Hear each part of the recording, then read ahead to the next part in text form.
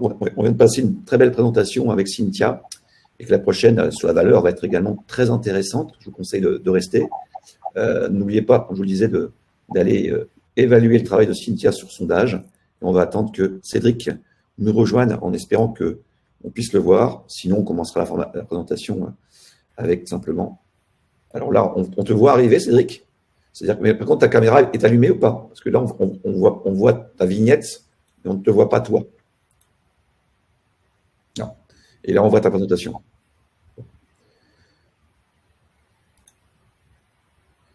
Bon, écoute, Cédric, on ne te voit pas pour l'instant. Ah, tu es ressorti. Bon. Donc, je vais continuer à meubler. Vous avez pu voir hein, sur ces 2 journées précédentes, si vous étiez présents, des présentations diverses et variées. Hein, puisque, alors, bon, Cédric, tu nous entends? Oui, et vous m'entendez là? Ouais, par contre, on voit ta présentation, mais on ne te voit pas toi. Bon, c'est comme ça, hein, je pense que. Je cherche différentes caméras. Voilà, et vous me voyez là? Ah ouais, on te voit devant la présentation. Ah, c'est encore mieux ça. Magique. Ah, c'est ça que tu voulais faire depuis tout à l'heure, en fait. C'est ça que tu voulais faire depuis tout à l'heure. Ah oui, d'accord. Là, ça rigole plus. Hein. Là, ça rigole plus. On est passé à un autre niveau. Hein. Cédric a nous parlé de la valeur, mais là, la valeur présentation, là, tu nous mets dedans. Là, tu nous mets dedans parce que je ne savais même pas qu'on pouvait faire ça avec cet outil. Donc là, typiquement, vous voyez bien ce qui se passe. Il est incrusté devant ces slides, comme s'il était dans une salle. C'est plutôt une très belle chose. On va essayer de faire ça l'année prochaine, d'ailleurs, avec tous les présentateurs. Présentation, on a vu que ça marche. Et bien, c'est vrai qu'on n'est pas en retard, on est même un petit peu en avance.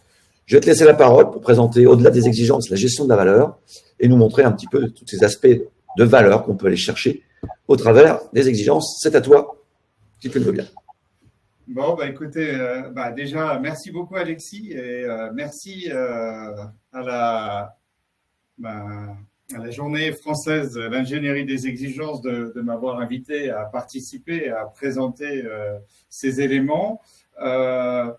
Étant donné qu'on est un peu en avance, je vais prendre un petit peu de temps pour présenter le sujet et puis vous faire comprendre la légitimité justement d'être parmi vous. En fait, alors là aussi, on en parlera tout à l'heure, mais quelquefois, je vais avoir peut-être des termes qui seront un peu divergents ou pas forcément les mêmes que les vôtres, parce que je suis de l'école de IIBA, de la Business Analyse Internationale. Alors, ils ont un référentiel qui n'est pas forcément exactement le même que celui d'IREB. Donc, vous me pardonnerez si j'emploie des termes quelquefois un peu différents pour parler des exigences, pour parler des besoins, pour parler de ce qui nous concerne, ce qui est la business analyse ou l'ingénierie des exigences. Voilà 2 approches qui se complètent et qui apportent au niveau des systèmes d'information, mais même de manière plus large, les moyens de bien comprendre les besoins. Après, comment j'ai évolué dans ma carrière après avoir travaillé pas mal d'années en business analyse, j'ai découvert justement l'analyse de la valeur, une approche structurée qui apporte des éléments pour aller encore plus loin que la gestion des besoins, la gestion des exigences. C'est de chercher à donner une façon de mesurer la création de valeur. Voilà. Alors, j'ai trouvé ça pertinent et intéressant de compléter mes compétences par ce domaine. Et c'est cette expérience que j'aimerais vous transmettre pour justement vous dire que finalement, on n'en est vraiment pas loin quand on sait gérer des exigences, quand on sait gérer des besoins, quand on a tout le mécanisme, tous les outils d'ailleurs qu'on a vus précédemment, qui permettent de mettre en œuvre cette gestion, et bien finalement, gérer de la valeur, démontrer à l'ensemble des parties prenantes que l'on crée de la valeur, c'est pas si compliqué que ça pour des ingénieurs des exigences. Alors, ça va être le thème aujourd'hui.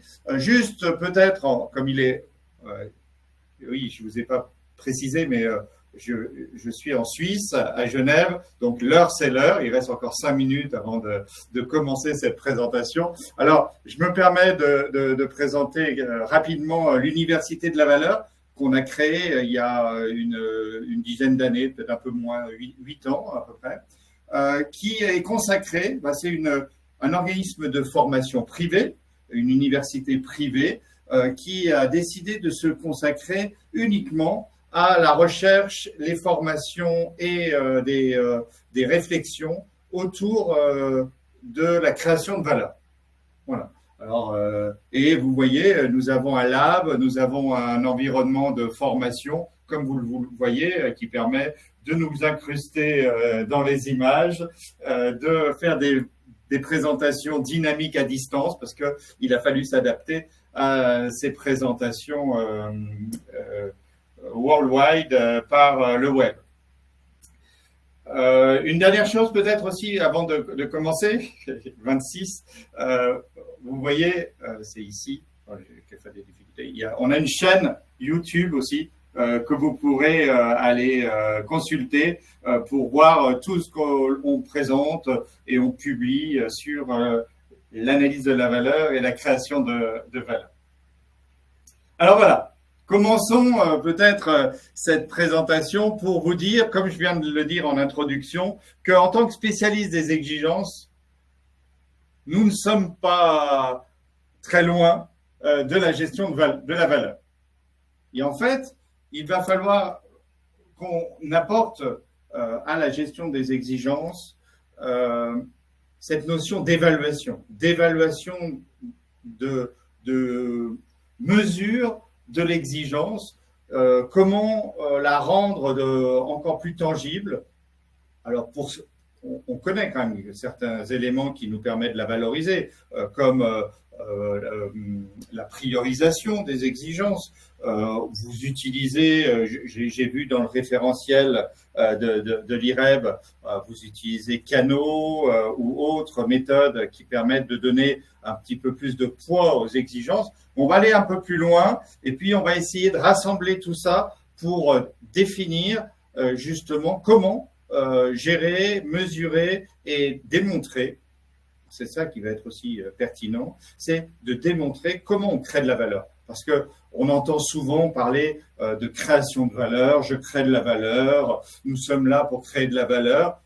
Derrière, quand on creuse, à part l'envie, l'ambition de créer de la valeur, prouver qu'on a créé de la valeur, c'est pas évident. Alors moi, en tant qu'ingénieur, justement, que ce soit des exigences ou autres, soyons plus crédibles et cherchons à donner une réelle mesure de cette création de valeur. C'est ce que je vais vous présenter aujourd'hui. Alors voilà, en quelques mots, ça va être rapide, on a 30 minutes, donc je vais redéfinir évidemment ce qu'est la valeur, vous donner justement une manière de mesurer, et puis surtout cette manière de mesurer, on va le faire à travers un exemple pour le rendre plus concret.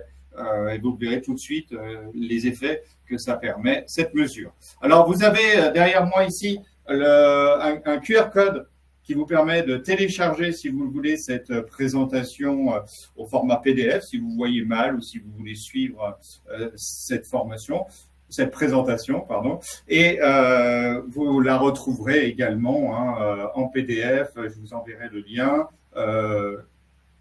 Il n'y a pas de souci. Alors, qu'est-ce que la valeur?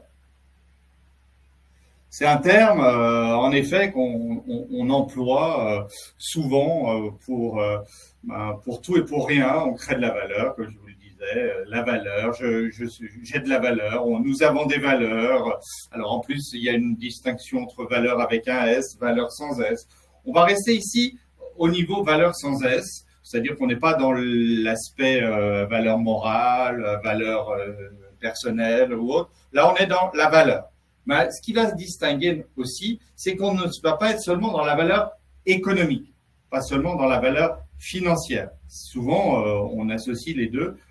On va parler de valeur de manière globale et il existe des définitions normatives qui présentent ce qu'est la valeur.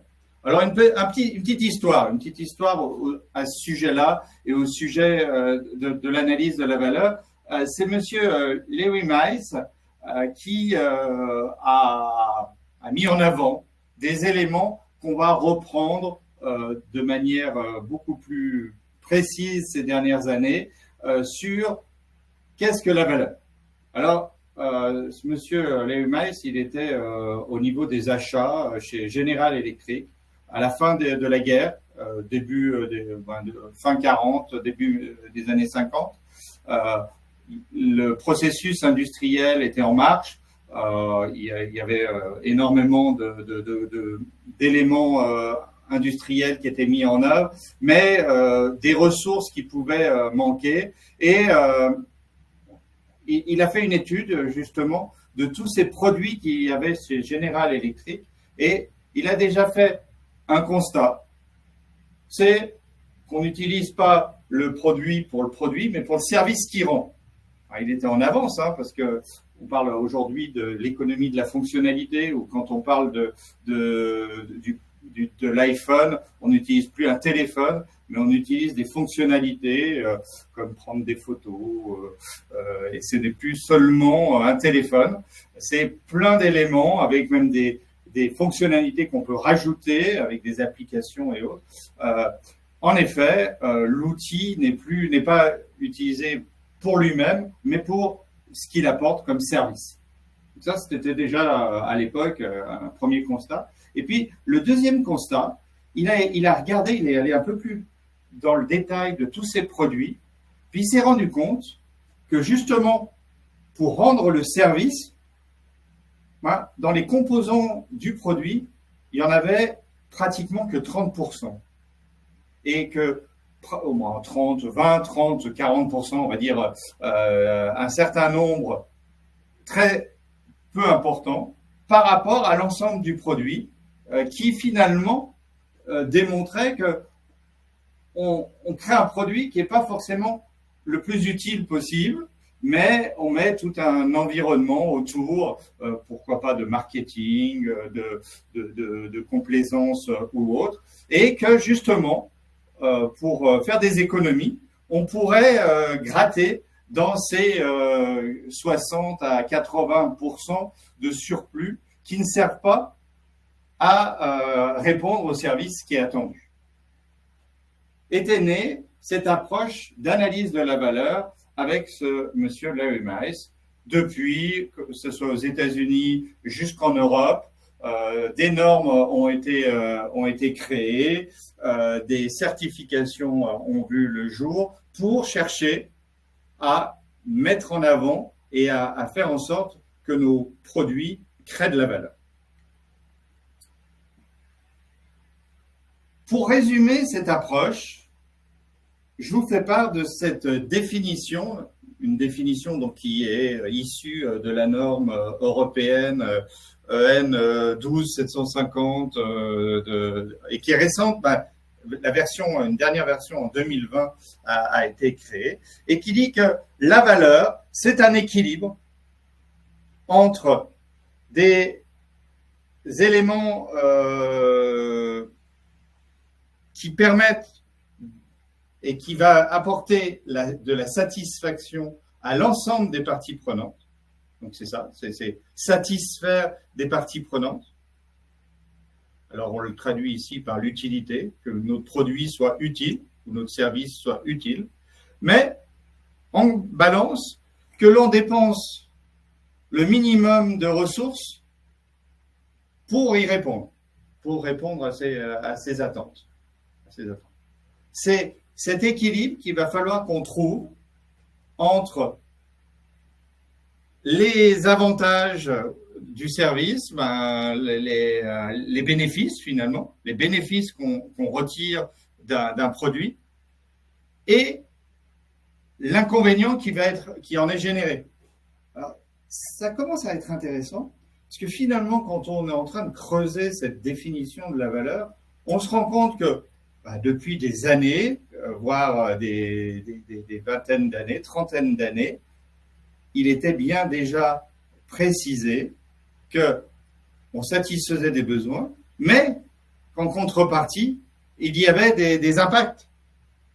Et ces impacts, alors aujourd'hui on en parle beaucoup parce que ce sont souvent des impacts sur la planète, sur le climat, mais ces impacts, c'est des impacts financiers aussi pour une entreprise. Donc l'ensemble de ces ressources, il va falloir les minimiser tout en répondant à la satisfaction des besoins des parties prenantes.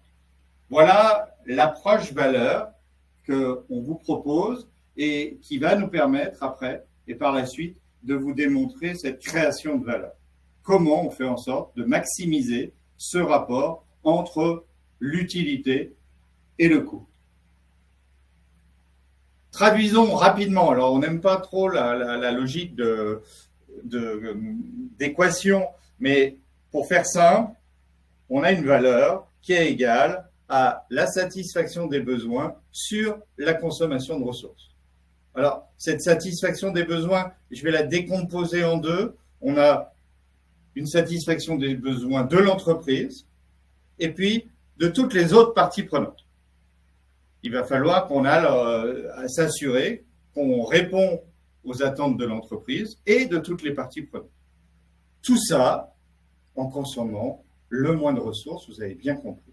En fait, ce qu'on peut appeler la valeur durable, c'est de faire en sorte, la création de valeur durable, que cette consommation de ressources diminue, tout en conservant l'utilité attendue, le service à rendre. Là, on a déjà une équation et une démarche de développement durable à travers, ou de valeur, de création de la valeur durable à travers cette logique de l'équation. Et si on fait baisser le dénominateur, vous allez augmenter forcément la valeur. Et comme là, on est sur la diminution des ressources, les ressources que ce soit énergétiques, carbone ou autres, alors ça peut être aussi des ressources financières, malheureusement quelquefois, et ça a été les dérives de l'approche valeur, où ici, ça pourrait être les coûts. Et donc, réduire, donc là, on n'est plus dans l'approche durable, parce que réduire, par exemple, les salariés pourrait être un moyen de réduire les ressources humaines de l'entreprise. Et en effet, c'est vrai qu'on va créer de la valeur, mais c'est une valeur qui, là, n'est pas forcément durable ou sociale et socialement entendue. Je rajoute en fait aujourd'hui, par rapport aux discussions qu'on a avec tout cet univers écologique, on va plutôt parler, plutôt que de baisser les ressources comme je vous le montrais, d'impact. Et on va chercher justement à associer à l'utilité et au coût global la limitation de l'impact. Alors je fais exprès parce que j'ai pas mis que l'impact négatif, parce qu'on va aussi essayer d'augmenter les impacts positifs. Il n'y a pas que des impacts négatifs, il peut y avoir des impacts, la régénération, l'apport complémentaire de formation ou autre, c'est des impacts positifs sociaux et ce ne sont pas des impacts négatifs. Alors, on cherchera justement à associer à l'utilité l'augmentation de l'impact positif et à cette diminution du coût global, la diminution des impacts sociaux, techniques ou environnementaux. Qu'on appelle l'éco-valeur, qui est cette augmentation de l'utilité et la diminution du coût global. Voilà, j'en ai terminé pour les définitions et la visualisation au sein de cet univers de l'analyse de la valeur, de quoi on parle et de comment on peut aller dans le sens actuel qui est de limiter les ressources tout en augmentant la satisfaction des parties prenantes, que ce soit, comme je vous l'ai dit tout à l'heure, la satisfaction de l'entreprise, mais aussi de toutes les personnes et tout l'environnement qui tourne autour de l'entreprise. Alors, pour cela, je vais vous présenter rapidement comment mesurer cette valeur. Et vous l'avez compris, un des éléments principaux de cette mesure, c'est, je reviens à mon équation précédente, c'est l'utilité. Et c'est la satisfaction des besoins. C'est essentiel, on va dire. Et ça, vous savez, et vous êtes des professionnels de l'identification de ces besoins, de ces exigences. Donc, par votre démarche déjà, vous avez déjà réalisé, on va dire, la moitié du chemin pour définir ce que sont ces utilités. Parce que c'est répondre à l'ensemble des exigences, à l'ensemble des besoins que vous aurez identifiés dans vos analyses. Alors, ça, c'est la première, le premier élément qu'on va mesurer, identifier les besoins. Donc, je l'ai mis en 0 parce que ce n'est pas forcément une mesure, là, c'est l'élucidation. Nous, on parle d'élucidation, l'élucidation des besoins pour pouvoir après s'appuyer sur l'utilité. Sans utilité, on n'a rien, vous l'avez bien compris. Donc, il faut qu'on trouve l'utilité des produits, des services qu'on propose. Puis après, on va mesurer. Alors, la première chose, on va mesurer l'utilité pour l'entreprise. Alors, ce qu'on appelle l'alignement aux objectifs stratégiques. On verra qu'on a des moyens de définir comment s'assurer que le produit ou le service que l'on a créé est aligné à la stratégie de l'entreprise. Deuxièmement, par rapport à toutes les parties prenantes. Là, on va mesurer l'intérêt de la solution. Quel est l'intérêt, l'utilité qu'a la solution. Et pour finir, on va chercher à mesurer les impacts. Ici, voilà. L'impact que va avoir la solution, peu importe, on l'a vu sur les 3 axes, l'impact social, technique et environnemental. Et puis, parce que c'est aussi important dans l'équation, vous l'avez vu, cette notion de coût global, il faudra aussi qu'on mesure le coût du cycle de vie du produit ou du service. Et avec toutes ces mesures, on va pouvoir définir un index valeur. Et à partir de cet index valeur, si on a l'index valeur à T0 et qu'on calcule l'index valeur à T1, on peut voir s'il y a une progression de cet index et donc si on a créé de la valeur. Regardons à travers un exemple comment on réalise cette mesure. Alors on prend d'origine, comme je vous l'ai dit, je viens de Suisse, donc nous sommes baignés dans l'horlogerie. Donc on a un cas ici que je vais vous présenter d'une manufacture d'horlogerie. On ne parle pas forcément de la montre là, par elle-même, mais d'un service commercial mondial. Cette horlogerie, elle se vend de partout dans le monde et beaucoup en Asie, cette montre. Donc il y a un service commercial qui dépense un chiffre important à former ses collaborateurs. 486 000 € de dépenses pour former ses collaborateurs dans tous les domaines, on les voit ici, qui sont représentés, la bureautique, le management, les soft skills, de l'analyse, de la gestion, de la communication. On a réparti, ils ont réparti par rapport à ces pourcentages la formation qui est là. Et on nous a l'objectif de ce cas pratique, et c'est ce qu'on nous a demandé à l'époque quand on est intervenu dans cette manufacture, c'est nous souhaitons diminuer de 20% le coût de nos formations,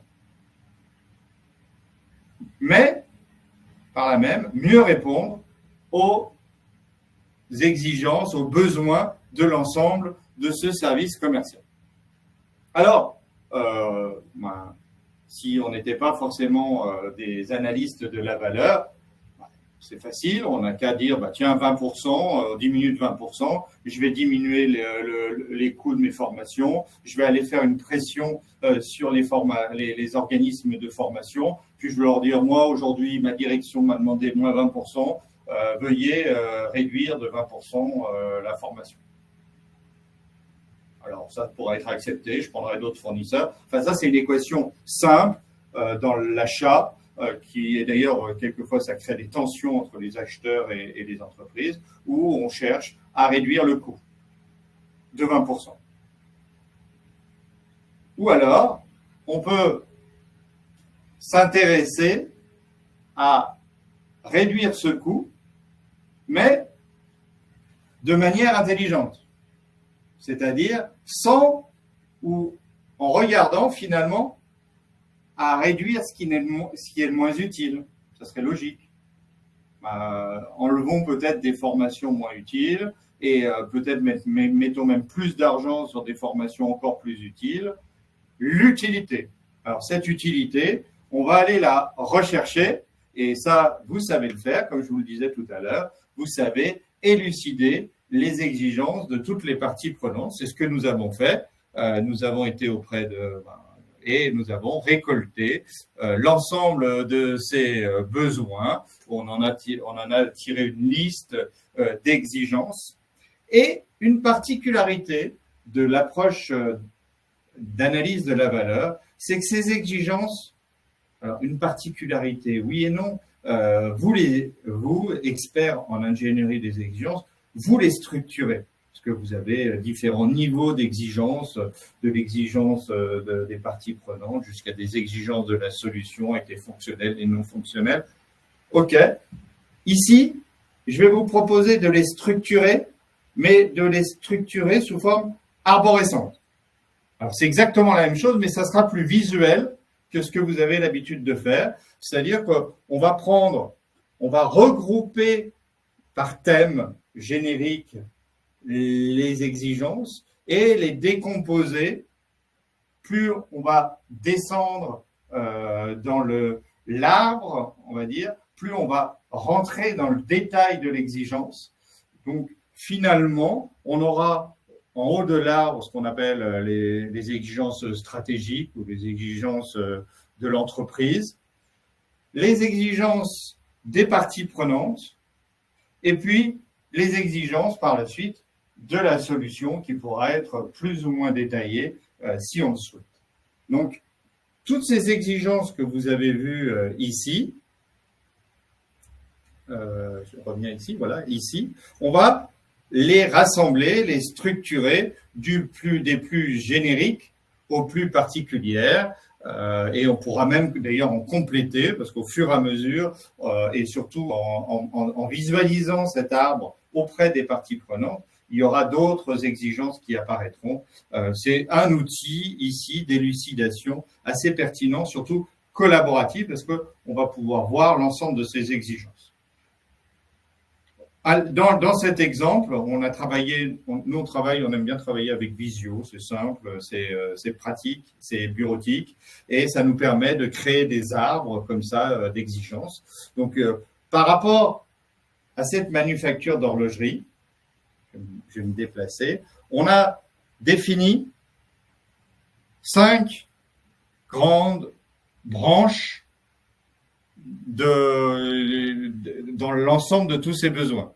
On a vu, vous voyez, gérer les équipes, je me rapproche pour les lire, gérer les activités, vendre aux clients internationaux, gérer la relation client, faire des prévisionnels de vente. Alors, je deviens fou en plus. Je bouge trop. Hein. Et par rapport à cette arborescence de départ, donc ce sont finalement les 5 grands domaines objectifs de l'entreprise, faire des prévisionnels de vente, gérer des ventes à l'étranger, par l'international, etc. Tout ça résume l'ensemble des exigences qui nous ont été proposées. Et on va décomposer comme ça. Vous voyez, là, je vous ai montré un exemple. On a pris ici la gestion de la relation client. Et puis après, on l'a décomposé en sous-exigences et en sous-exigences, ainsi de suite, pour l'ensemble des exigences. Une fois qu'on a réalisé cette gestion des exigences et cette structuration des exigences, ces exigences dans l'arbre vont pouvoir être valorisées. Et là, je vous propose deux valorisations, comme on l'a vu tout à l'heure. La valorisation pour l'entreprise, qu'est-ce qui est important pour l'entreprise, et comment mesurer l'intérêt pour les parties prenantes. Alors, pour l'entreprise, on utilise ce qu'on appelle la matrice par paire. C'est une matrice de comparaison par paire qui nous permet d'aboutir à la fin à une pondération, c'est-à-dire un poids plus ou moins grand, et nous allons utiliser les besoins de l'entreprise, donc notre référentiel de premier niveau, ici. Et d'ailleurs, on a mis des premiers niveaux et d'autres niveaux qui nous semblaient pertinents dans l'approche attendue par l'entreprise. Et on va les comparer les uns par rapport aux autres pour en tirer justement une pondération finale où, par exemple, j'essaye de lire, gérer les équipes, vous voyez, ça représente 46%, c'est ça? Non, 4%, pardon, 7% les autres éléments, et on a ainsi élaboré une importance des objectifs de l'entreprise par rapport à la comparaison. Donc le plus important va être quand même celui qui est de 12-14%, je crois, ou 20.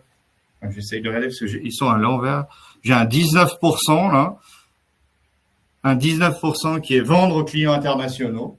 Donc, par rapport à l'ensemble de ces objectifs, vendre aux clients internationaux semble être le critère le plus important.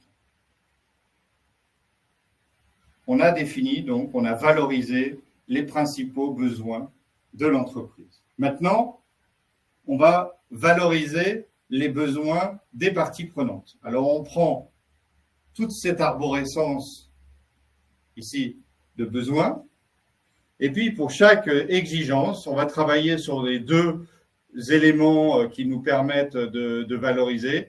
La valorisation, je dirais plutôt externe, qui va être la valorisation par canaux, avec l'attrait de l'exigence. Est-ce que c'est attrayant, plus ou moins? Est-ce que finalement c'est obligatoire, attrayant, etc. Vous connaissez certainement canaux. On va mesurer, donc on va donner une valeur canaux à l'élément ici. Et on va aussi lui donner une valeur interne, des parties prenantes internes, qui nous donnera, eux, leur approche plutôt Moscou. Est-ce que c'est vraiment quelque chose d'obligatoire? Est-ce que c'est quelque chose de moins obligatoire? Et on va comparer les deux pour définir une pondération, là encore, entre canaux et Moscou.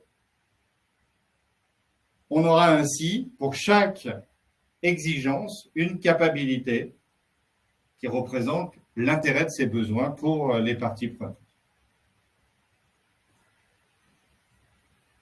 Par la suite, en face de chaque besoin exprimé, nous allons associer des formations, des composants de solutions qui nous permettra de créer un programme de formation par rapport à l'ensemble des besoins qui ont été annoncés par les parties prenantes et par l'entreprise.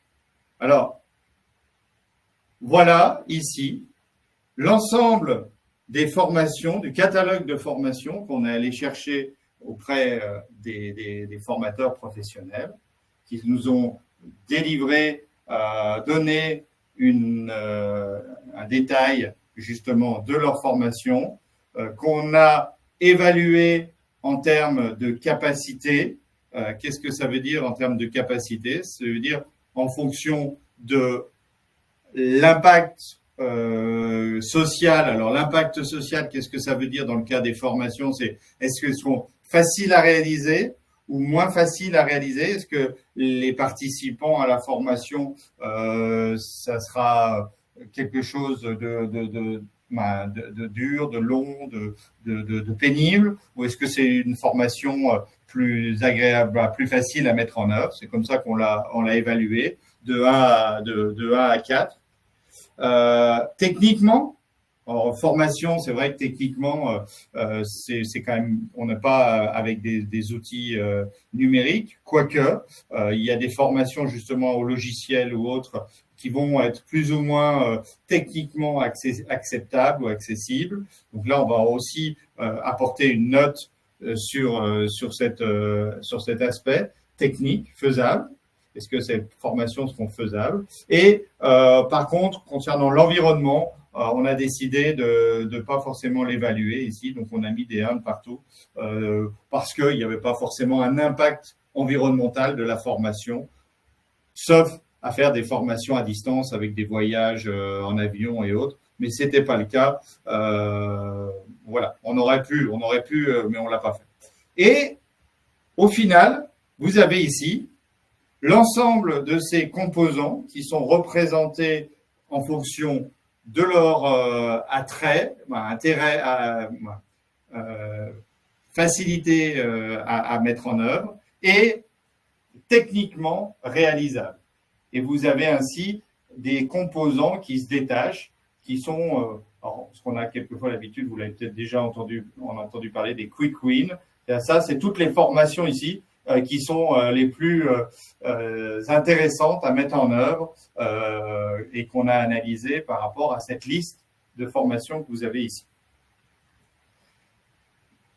Avec ces éléments-là, on a encore une fois valorisé, vous voyez, des chiffres qui nous permettent de pondérer l'ensemble de ces formations en fonction de ce tableau que vous voyez ici.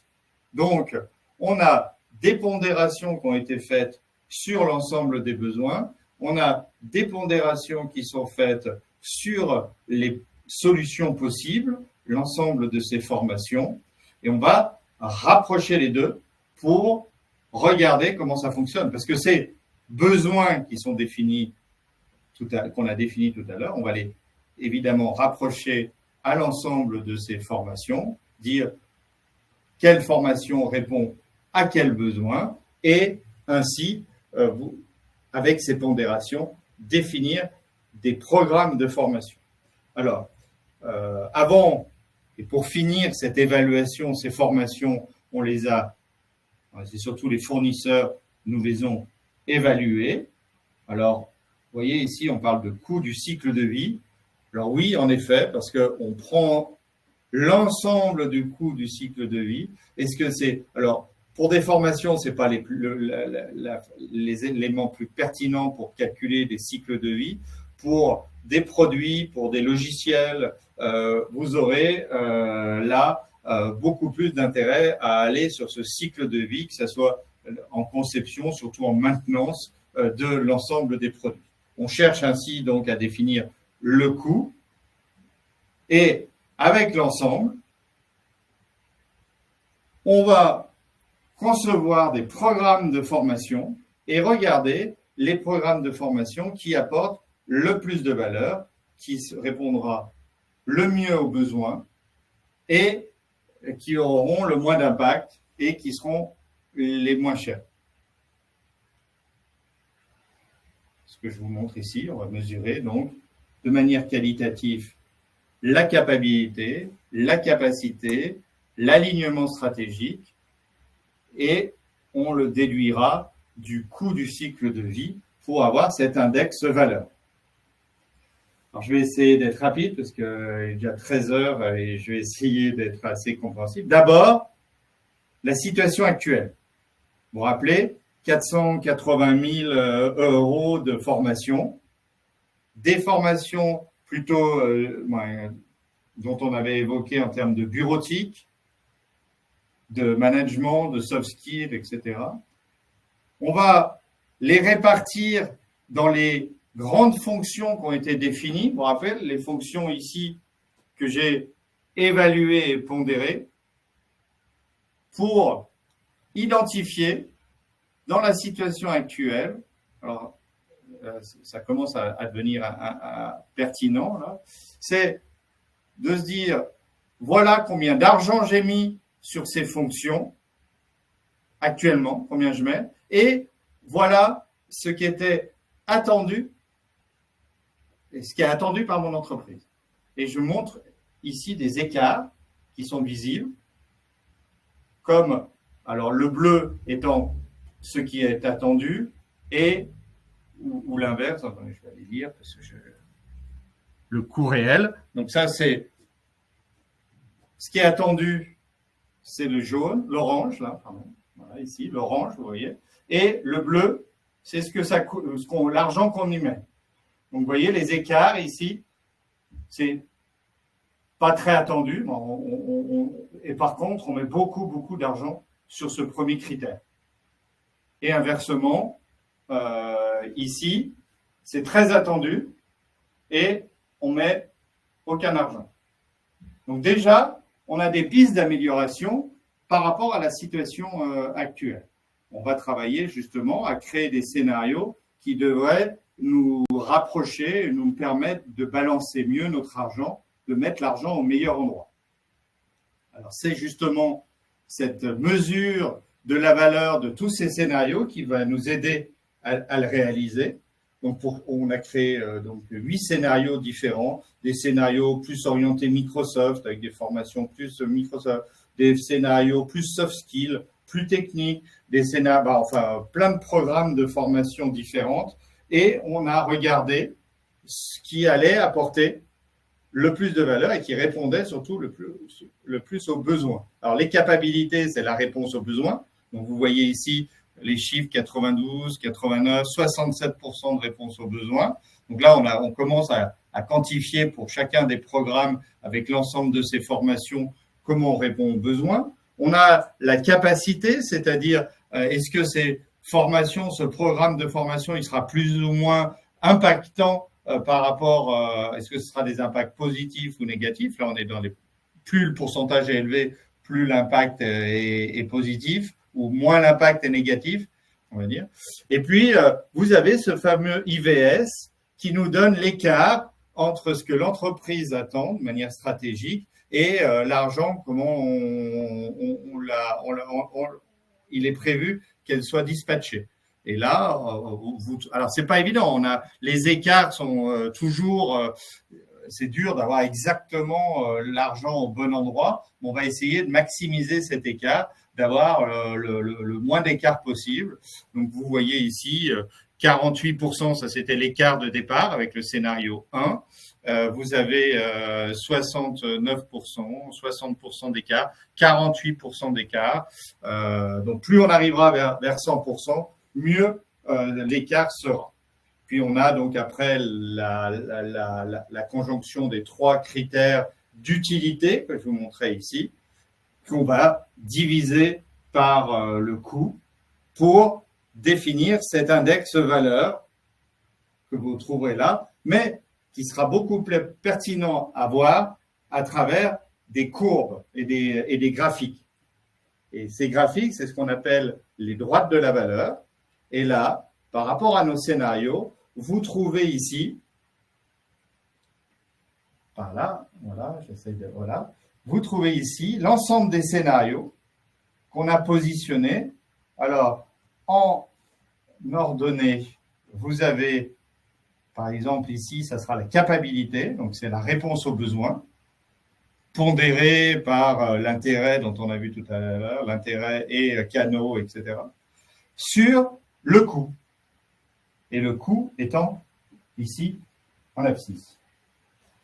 Et donc ainsi, on voit que celui qui a la meilleure pente, celui-là, là, a en fait le meilleur ratio entre l'utilité et le coût. Alors là-haut, c'est celui qui a le plus grande utilité. mais vous voyez que le coût sera un peu plus grand. Pareil ici, là, on va faire par rapport à la capacité globale, ce qu'on a appelé les… Et on voit ici qu'il y a, en termes de capacité globale ici, deux scénarios qui sont pratiquement assez proches, mais dans lesquels on a des coûts différents. Et aussi, on a indiqué ici, vous vous rappelez, notre objectif, il fallait diminuer de 20%. Donc déjà, le coût là, qui est supérieur à 20% total, ben, on va… Donc pour l'instant, tous ces scénarios sont inférieurs de 20%. Donc déjà, c'est bien, sauf le dernier. Maintenant, choisissons, alors c'est là où après c'est de l'aide à la décision, hein. On va présenter ça à la direction qui va choisir finalement le scénario qui lui semble au final le plus pertinent. Alors peut-être est-ce qu'ils vont privilégier que ça réponde au plus possible aux besoins, est-ce qu'ils vont privilégier plutôt la facilité de mettre en œuvre, etc. Ça c'est aux dirigeants. Et finalement, par rapport au cas que je vous présente ici, a été choisi le scénario numéro 2 qui permet au final donc de passer des dépenses de formation qui étaient de 486 000 à 330 000 euros, ce qui est une économie de 32%, d'améliorer l'adéquation aux objectifs, c'était de 35, on va passer à 47%, et d'augmenter la capacité, c'est-à-dire la réponse aux besoins pondérés, de 38 à 91%. Donc là, mission accomplie, on a augmenté l'utilité de 53% et diminuer les coûts de 32%. Et on peut démontrer donc, de manière tangible qu'il y a création de valeur et qu'on a répondu aux objectifs de l'entreprise. Voilà, merci pour cette attention. J'espère que je n'ai pas trop dépassé l'heure. J'espère que tous ces schémas ont pu être lisibles. Vous pourrez les retrouver donc, dans le PDF que vous pouvez télécharger. Et je suis maintenant donc disposé à répondre à toutes vos questions qui sont sûrement nombreuses et pertinentes. Je vous écoute. Merci beaucoup. Alors, oui, quelques questions, hein. N'hésitez pas à en poser d'autres d'ailleurs, parce que pour l'instant, il n'y a que 4 questions. Donc, je pense qu'il y a une 5e qui vient d'arriver, c'est une bonne chose. Voilà, donc n'hésitez pas à poser toutes les questions qui peuvent vous intéresser. On a un petit peu de temps, il nous reste 22 minutes pour essayer de répondre à toutes ces questions, pour rester dans l'heure. Normalement, ça arrête à 13h30. Voilà. Première question qui a suscité le plus de plébiscite. Comment s'appelle d'une manière générique l'outil ou le système qui gère l'alignement des objectifs stratégiques dans les 5 items qui déterminent l'index de la valeur? Alors, comment fonctionne cet alignement stratégique? C'est important parce que c'est vrai que c'est quelque chose d'assez innovant dans l'approche de l'analyse de la valeur. Alors, je vais revenir sur le raisonnement que je vous ai présenté tout au début. En fait, donc vous l'avez compris, on prend un ensemble de tous les besoins. Alors, soit on les structure pour arriver à définir les besoins génériques, soit on écoute les attentes de l'entreprise et on décide, on sélectionne les critères que l'entreprise pense les plus importants, ce qui sont généralement les critères de haut niveau. On les appelle aussi les objectifs que va fixer l'entreprise et auxquels les exigences répondent ou devront répondre. Ces exigences de haut niveau, ces objectifs de l'entreprise qu'on a définis ici, que vous voyez ici, donc qui sont à peu près du nombre de là, on doit en avoir une… Il vaut mieux pas en prendre plus de 10. On limite toujours le nombre à maximum 10. 6, 7, ça suffit largement. Ces objectifs, on va, à travers un atelier collaboratif, les comparer les uns par rapport aux autres. C'est ce qu'on appelle la comparaison par pair, qui est dans ce tableau-là. On va dire, est-ce que ce premier objectif, qui est alors je vais le reprendre, hein, gérer les équipes. Et est-ce qu'il est plus important que gérer les activités, savoir gérer, c'est savoir, hein, c'est de la formation. Donc, est-ce que savoir gérer les équipes, c'est plus important que savoir gérer les activités commerciales? Alors, ils ont répondu, vous voyez, 2B, ça veut dire qu'ils pensent que c'est beaucoup plus important de gérer des activités que de gérer des équipes. Voilà, c'est eux c'est de manière qualitative, qui vont répondre, collaborative et qualitative. Ils répondent, selon eux, à cette question et ils vont le faire en fonction de tous ces objectifs qu'on a définis. Et au final, le calcul se fait très simplement pour en sortir un pourcentage. J'ai quelquefois du mal entre la gauche et la droite, hein, parce que c'est inversé, on va dire. Ici, vous avez l'ensemble des pourcentages qui sont les pondérations d'importance. Selon eux, ce pourcentage montre l'importance des critères les uns par rapport aux autres. Voilà. Donc déjà, ça nous détermine l'objectif stratégique pondéré de l'entreprise. Et maintenant, on va comparer les formations et les fonctions qui ont été définies. Je vais vous montrer après. Je prends. On va comparer toutes ces formations, tous ces besoins qui sont là. D'accord ? On va regarder les formations, à quels besoins répondent ces formations, et on va établir, je vais vous montrer aussi par la suite, on va établir un tableau comme ça, qui va être une remontée des indicateurs dans ce tableau-là, où on va dire, alors, par rapport à chacune, alors là, les fonctions sont, les grandes fonctions de l'entreprise, hein, les stratégies, sont en violet là-haut, d'accord? Et à travers ce calcul de remontée des programmes de formation, à quels besoins ils répondent, et chacun des besoins étant rattaché à ces grandes fonctions qu'on a haut, on aura la capacité à identifier l'argent par programme qui est mis sur telle et telle fonction. Ici, c'est dans la solution actuelle, vous voyez, on avait dit que c'était 30%, 20%, et on a dit, par exemple, je vous le lis ici, mais on a dit, par exemple, qu'on mettait que la bureautique correspondait à peu près à 20% de la fonction gérer les entretiens. Voilà, gérer des entretiens, on a dit que avec la formation à la bureautique, on avait à peu près une vingtaine de pourcents. Donc là, c'est assez qualitatif. Hein. Là, on évalue le rapport. Mais par contre, avec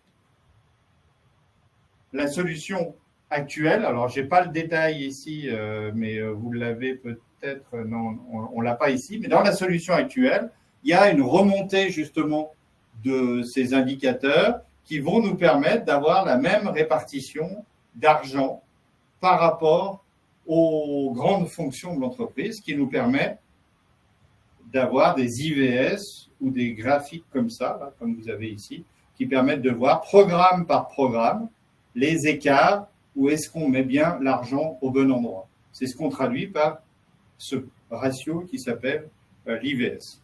Voilà. Alors j'espère que j'ai compris. La question c'était la question pour porter également. Est-ce que ça a un nom? Est-ce que cette manière générique ou est-ce qu'il y a un outil ou système qui gère l'alignement des objectifs? Ça a un nom, tout simplement. C'est dans le jargon de l'analyse de la valeur, c'est ce qu'on appelle la matrice de transfert. Parfait. Merci. Deuxième question. Combien de temps pour cette mise en œuvre de gestion des exigences par la valeur? Alors, ça dépend du contexte aussi. Nos opérations concrètes dans les entreprises se déroulent généralement en, je vais dire, 24 heures d'intervention.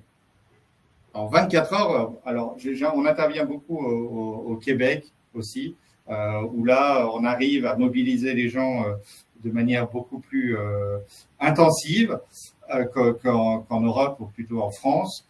Mais en général, en 24 heures, parce qu'on va mener des ateliers qui seront donc punchy pour récolter tous ces éléments-là et faire les calculs nécessaires et demander aux personnes de remplir les éléments, parce que une fois qu'on a cette arborescence, et il faut concevoir les programmes, il faut définir. Donc, en gros, en 4 jours, on a réussi 4 jours et des interventions et 2 jours et 2 jours, avec 1 à 2 semaines entre les deux, entre le moment où on va décrire et jusqu'au moment où on va publier les résultats. Question suivante. Quels sont les pièges de l'approche, contexte, chiffrage unitaire? Tu peux répéter? Quels sont les pièges de l'approche, point d'interrogation, contexte, chiffrage unitaire, point d'interrogation? Les pièges, il y a le piège, je ne sais pas si c'est un piège, mais ce qu'il faut savoir, c'est que c'est qualitatif.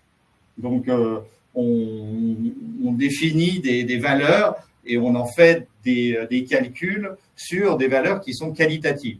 Donc, ça reste toujours un moyen d'évaluer des choses qui sont intangibles par rapport autant le coût et le coût du cycle de vie. Là, on peut calculer des choses très tangibles. Autant au niveau de ces valeurs qualitatives, ça reste très subjectif. Donc, il peut y avoir des biais. Le seul biais qu'il n'y aura pas, c'est que vous allez comparer des éléments, tous sur les mêmes critères d'évaluation. Donc, finalement, peu importe si vous vous trompez ou autre, ce qui va être intéressant, c'est de pouvoir justement prendre tous vos programmes de formation, tous vos projets, tous vos produits, toutes les solutions qui vous sont proposées et de les comparer selon un référentiel commun. C'est ça qui évitera le piège, mais par contre, en effet, ça sera très qualitatif. Question suivante. Quid Retex de l'applicabilité de la méthode à un contrat où nous avons déjà des exigences à respecter? Les exigences à respecter, vous les structurez comme je vous les ai montrées.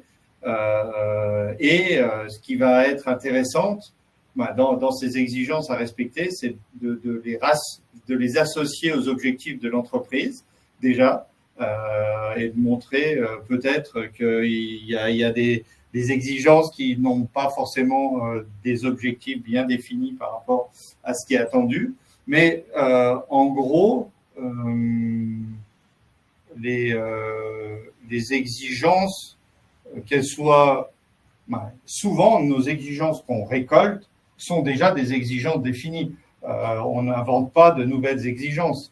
Donc, on récolte ces exigences, ça peut être des exigences définies, on les structure et après, surtout, on va les évaluer. Donc, comme je vous le disais, apporter des pondérations qui nous permettront par la suite de savoir quelles sont les exigences. Alors, on pourra dire quelles sont les exigences qu'on va mettre en premier ou autre, mais c'est surtout par rapport aux solutions que vous allez définir, lesquelles vont être prioritaires par rapport à l'ensemble des besoins, des exigences auxquelles vous répondez. Mais je ne vois pas trop de difficultés au fait que les exigences soient déjà définies. Très bien. Qu'inclut le cycle de vie produit de sa création à son décommissionnement? Ça, c'est donc une question sur le life cycle cost, le coût du cycle de vie. Vous intégrez l'ensemble, donc vous allez chercher justement tous les coûts liés au programme de formation ou aux produits que vous allez sélectionner et additionner tous ces coûts, que ce soit des coûts de conception, des coûts alors, aujourd'hui, on travaille aussi beaucoup sur, en amont, tout ce qui a été nécessaire comme coût lié au carbone ou de dépenses carboniques pour construire l'élément. Et au final, vous aurez tous les coûts, alors au milieu, tous les coûts de maintenance. Ça, c'est connu depuis un moment, mais c'est vrai qu'on n'achète pas un produit unitaire, mais aussi tout ce qui est autour du produit, que ce soit la maintenance, la formation, etc. Il faudra additionner au coût sur des périodes. Donc, on va mettre en place un système de calcul de l'intérêt sur la période. Et après, tous les coûts du décommissionnement, comme vous dites, ou le coût du retrait qui sera nécessaire. Alors, ça peut être le coût de la nouvelle version, si on est dans du logiciel. Ça peut être le coût, maintenant, aujourd'hui, dès qu'on sort un produit et qu'on le met à la déchetterie, ça a des coûts. Donc, tous ces coûts-là, il faudra les anticiper dans le coût global pour pouvoir comparer avec d'autres produits ou d'autres services qui nous sont proposés. Voilà ce que contient le coût du cycle de vie.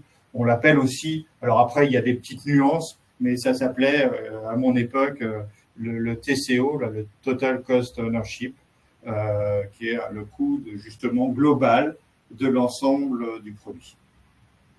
Question suivante. Dans le contexte d'un programme informatique existant qui évolue en permanence, comment appliquer cette méthode? Faut-il rechallenger toutes les fonctionnalités en permanence avec les nouvelles? Alors, c'est ça qui va être intéressant. C'est, on va pas on va les challenger chaque année sur des programmes annuels, pluriannuels.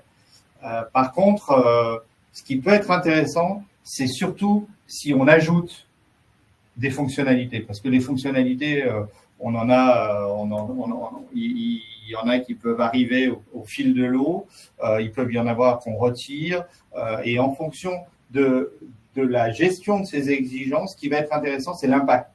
C'est-à-dire, si on retire, les calculs vont immédiatement nous dire, oulala, là, on est en train de dégrader la valeur, là, on est en train d'augmenter, là, il n'y a pas forcément de conséquences, ou plutôt, finalement, ça a un impact qui est limité. Donc, surtout dans cet arbre, pouvoir rajouter des objectifs stratégiques ou des exigences plus précises par rapport, et en les rattachant toujours par rapport aux éléments supérieurs, là, le fameux afin de, qui permet de remonter les exigences aux objectifs. Et de là, on aura un suivi et un calcul de l'impact. Très bien.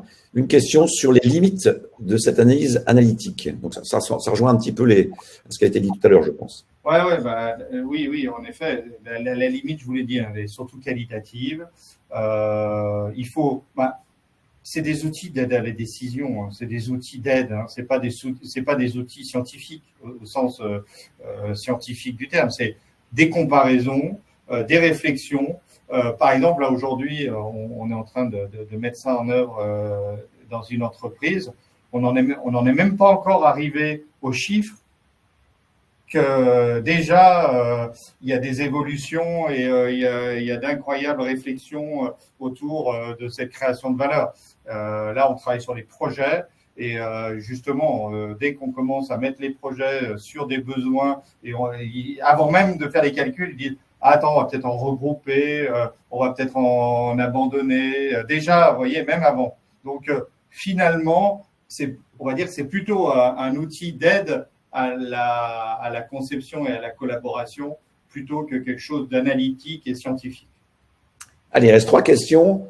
Les exigences de haut niveau stratégique sont le fruit d'une co-construction, mais au titre du devoir de conseil et avec un œil extérieur, ne faudrait-il pas effectuer, si besoin, une contre-position au client ou une contre-proposition peut-être? Ouais. Alors c'est intéressant cette question parce que j'ai rencontré le problème très récemment. Quand on anime justement des séances collaboratives où on construit ensemble et on récolte ces informations et on construit ensemble cette arborescence, il y a des moments où on va se faire embarquer par le client. Donc, on va atteindre des objectifs de premier niveau qui pourraient ne pas être aussi pertinents qu'on le souhaiterait. Donc, à ce moment-là, en effet, il peut y avoir un devoir de conseil où on revient avec du recul pour rediscuter avec la direction. Et d'ailleurs, quelquefois, c'est même la direction elle-même. Là, dans ce cas-là, c'est la direction elle-même qui était revenue en disant est-ce qu'on ne peut pas revoir parce qu'il y a peut-être eu des confusions dans la discussion et autres. Donc, en effet, vous avez raison, il y aura de toute façon un échange et entre l'expert, entre guillemets, et les dirigeants, et même entre eux, pour discuter autour de ces éléments-là, là-haut, ici, c'est-à-dire les grands critères et les grands objectifs qui sont fixés par l'entreprise, mais aussi de la matrice qui est là. Parce que là aussi, il y a des grandes discussions sur qu'est-ce qui est le plus important l'un par rapport à l'autre. Ça suscite souvent de grandes discussions. Alors, deux questions plus sur la compréhension des problématiques ou la connaissance de certains éléments. Première question, c'est quoi la valeur Kano? Ah, pardon. Non, c'est normal. Tout le monde ne connaît pas. Je pensais que vous étiez… étant donné que je l'ai vu cité dans les références de l'IREB, j'ai pas voulu m'attarder trop longtemps sur Kano. En fait, c'est l'attrait d'un élément, d'un besoin, d'une exigence par une personne. On prend toujours l'exemple dans Kano d'une voiture où vous avez entre guillemets un volant, c'est une exigence, le volant et pouvoir tourner les roues et avoir cet axe de direction, tout ça, ce sont obligatoires. On n'a même pas, il n'y a pas un attrait particulier. Alors il pouvait y avoir à l'époque un attrait sur la direction assistée, vous voyez. Ça pouvait être quand ça n'existait pas encore beaucoup. Ça venait un attrait. Donc la direction assistée, pouvoir facilement tourner les roues, devenait un attrait. Vous voyez. Maintenant, aujourd'hui, c'est une obligation. Il n'y a pas une voiture qui n'a pas la direction assistée. Pareil pour la climatisation. Aujourd'hui, elles ont toutes la climatisation, donc c'est plus un attrait. Par contre, les éléments de recul, les vidéos de recul et tout ça, donc pouvoir voir derrière et tout autour et avoir des signalisations autour de ma voiture pour les chocs et voilà, tout ça, ça peut être des attraits. Voilà un peu le Kano, c'est de définir ce qui va être attrayant, ce qui va être obligatoire, ce qui va être invisible, c'est-à-dire de toute façon, voilà, il faut l'avoir. Et puis il y a aussi ce qui peut ne pas forcément être utile. Voilà, tout ça, c'est des grilles. Vous suivez des questions entre s'il est là, s'il est présent ou s'il n'est pas présent, l'objet ou la fonction ou l'exigence. Si elle est présente, est-ce que c'est intéressant pour la personne? Si elle est absente, est-ce que c'est intéressant pour la personne? Vous voyez, on va poser ces questions dans cet ordre-là et en fonction de la réponse, on a une grille qui nous dira cette exigence, elle est attrayante, elle est obligatoire, etc. Et donc, ça nous permet de positionner l'attrait de l'exigence et c'est ces éléments-là qu'on va définir entre 1 et 6 qui nous permettra de pondérer l'exigence. Dernière question, et c'est intéressant, c'est comment vous avez fait pour définir des scénarios? Parce que vous avez présenté à la fin 7, 8, 9 scénarios, et ça vient d'où? Comment vous avez fait? Alors, donc, en fait, les scénarios, ce sont donc des formations qui nous ont été proposées, des formations qui semblaient répondre à un ou plusieurs besoins qui avaient été annoncés. Par exemple, il y avait des besoins de traduction, des besoins de formation à distance. Il fallait apprendre à faire des présentations, à distance. Et là, vous aviez donc des formations qui étaient plus des formations orientées avec Zoom, des formations plutôt orientées avec c'était quoi, Teams. Voilà, deux formations qui répondaient au même besoin et qu'on a mis dans 2 programmes différents en disant parce qu'il y avait d'autres éléments de formation qui étaient par Microsoft. Donc, on s'est dit, on va prendre toutes ces formations qui sont plutôt liées à des outils Microsoft pour répondre à ces besoins. Plus, on va mettre aussi tout ce qui est… donc, en fait, on rassemble des thèmes à l'intérieur d'un programme et on regarde finalement ce que ça va permettre de répondre. Et évidemment, ces thèmes, on les construit avec des formations qui répondent le plus possible à l'ensemble, aux besoins. Mais c'est le client qui fait cette proposition ou c'est vous qui faites cette proposition ou c'est les deux? C'est nous et c'est nous. Généralement, c'est nous parce qu'on a même des outils d'analyse qui permettent de regarder et de trier tous ces composants pour arriver à avoir les meilleurs scénarios possibles, aussi, qui apportent le plus de valeur. Mais on travaille évidemment, après on les propose aux clients et on explique les raisons pour lesquelles on a fait tel ou tel scénario. Ok. Bah écoutez, moi je vais vous remercier. Je remercie toute la communauté qui est restée jusqu'à la fin pour ces questions. Il est 13h30, on est pile à l'heure. Merci, un grand merci à Cédric Berger pour cette belle présentation sur la valeur. Je pense que ça va inspirer beaucoup de personnes dans leur activité, en tout cas. Et je suis tout à fait d'accord avec vous. L'analyse de la valeur, c'est un moment extrêmement important. Donc, il faut absolument le mettre en place. Ceci va clôturer notre 3e journée de la Journée française de l'ingénierie d'exigence. C'est cette édition, cette 10e édition 2023. J'espère que elle vous aura apporté un certain nombre de choses. Rappelez-vous que vous aurez la possibilité de revoir toutes ces présentations, aussi bien sur les transparents, mais aussi également sur les enregistrements vidéo qui ont été faits dans quelques jours sur le site du CFTL, Comité français du test logiciel. Je vous souhaite à tous un bon appétit si vous n'avez pas eu le temps de manger comme moi. Sinon, écoutez, une bonne journée. Merci encore à Cédric et puis à bientôt. Au revoir. À bientôt. Au revoir.